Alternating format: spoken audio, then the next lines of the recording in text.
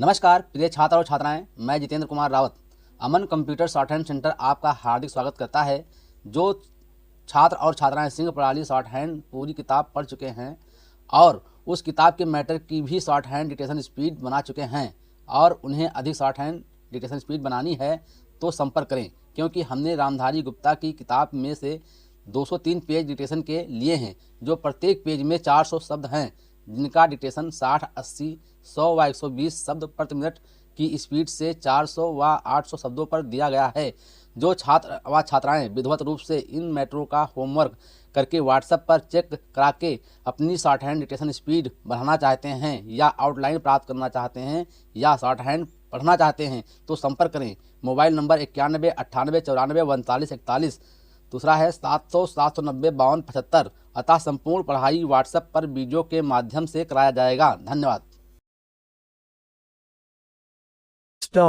महोदय, जब तक आहिंदी भाषी हिंदी को हृदय से स्वीकार नहीं करते, तब तक वह राष्ट्रभाषा का स्थान नहीं पा सकती और यह तभी हो सकता है जब वे यह समझें कि इसमें उनका भी योगदान है और उन्होंने इससे केवल लिया ही नहीं बल्कि इसे कुछ दिया भी है और उन पर कोई दूसरी भाषा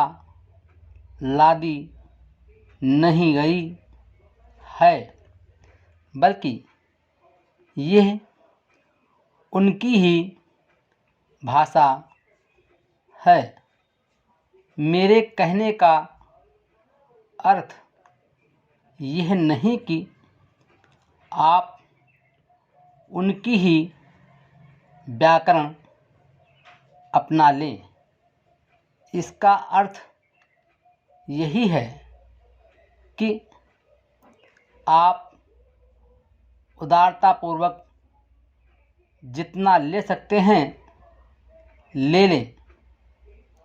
भाषा इसी प्रकार बन सकती है, यह भी आवश्यक नहीं है कि उसको स्वीकार करने पर आप वही लिखना आरंभ कर दें, परंतु जो वे लिखें उसको आप गलत ना समझें।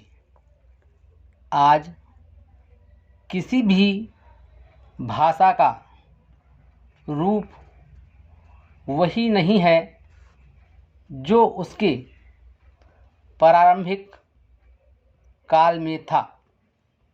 उसमें परिवर्तन होता रहता है। हिंदी के इतिहास में भी आपको यही बात मिलेगी।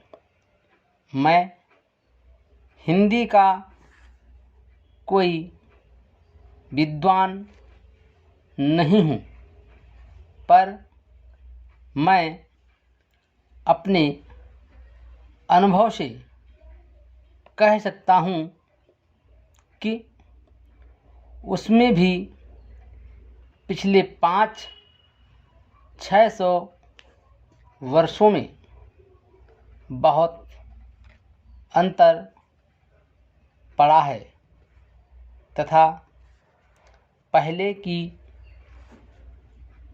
और आज की हिंदी में काफ़ी अंतर है।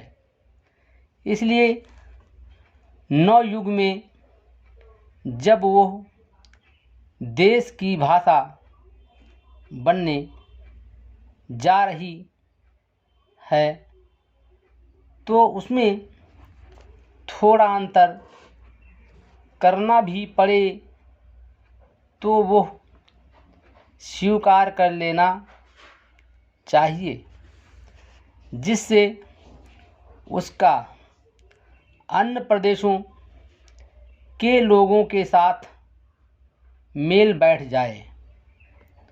कई आहिंदी भाषी लोगों ने भी हिंदी की काफ़ी सेवा की है।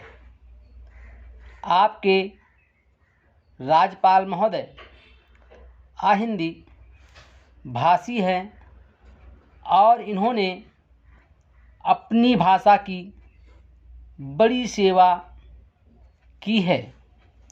ये भी हिंदी के पक्ष में थे और इन्होंने बड़ा योग दिया, जिसके कारण संविधान सभा में सफल हो सकें।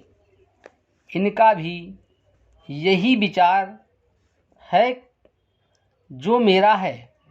मैं चाहता हूँ कि इनको भी हिंदी की सेवा करने का अवसर दिया जाना चाहिए।